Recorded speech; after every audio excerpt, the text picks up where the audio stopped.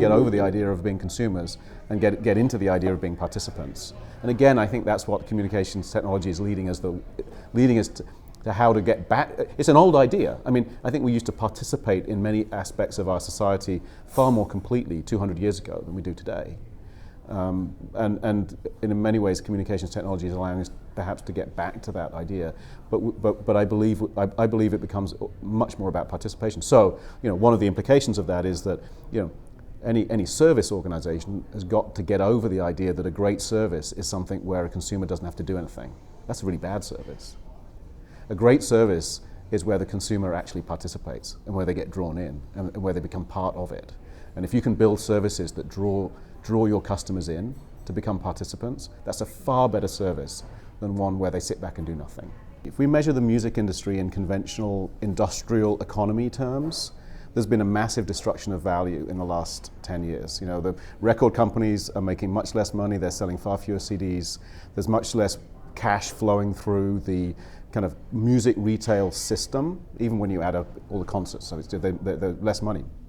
So you could say lots of value disappeared in the music industry.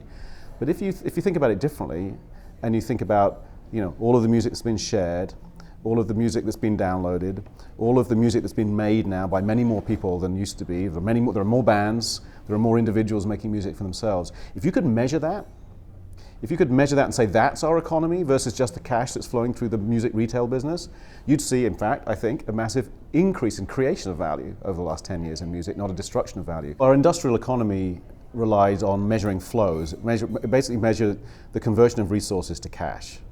So you add value to a resource, you sell it to somebody, you get cash, and I mean, I'm not an economist, so this is a very naive designer's view of what the economy was, but I think it's basically that.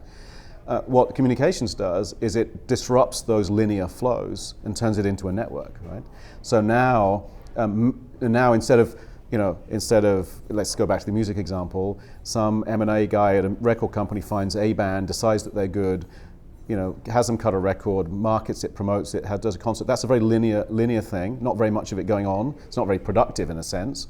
Instead, you've got these massive networks where all of that's going on all the time. It produces a lot more content, but a lot less of it is measurable in terms of cash, because an awful lot of the value that's getting created is not cash value. For this idea to really work, we've got to actually start to figure out what else we need to measure. What else is it apart from just cash that we need to? What other forms of currency do we have beyond cash in this new economy? And I think a lot of them, you can just go look to see what communications does to see what a lot of those things are that we might measure. We might measure the value of our network. We already do that, don't we? I mean, we all go Google ourselves to see how many Google hits we get. That's a measure of our network value, isn't it? So we're already doing that. We'll do that more. I think we'll measure the value of our relationships, how much trust we have in the world, how much respect or trust our ideas get. We can do that. Dig does that already, right? So we've already got technologies for doing that. I think we'll start to want to measure meaning. I think we'll want to. So again, if I'm a musician, if I'm creating my own music, is that more meaningful to me than just buying somebody else's? I think it might be. I really do think this idea of participation changes design fundamentally. It has to change design fundamentally. On one level, you could argue we all have to become design thinkers. It's sort of one of those social skills that we all need.